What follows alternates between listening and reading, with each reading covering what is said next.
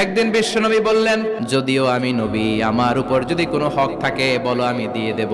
কোন সাহাবী দাঁড়ায় না, এক সাহাবী দাঁড়িয়ে বললেন, নবী, যুদ্ধের ময়দানে চাবুক চালানোর সময়, লাঠি চালানোর সময় এক কাফেরকে মারতে যে আপনার লাঠির বাড়ি আমার পিঠের মধ্যে পড়েছে, আপনার পিঠে আমি লাঠির বাড়ি মেরে এটারে শোধবোধ করে দিতে চাই।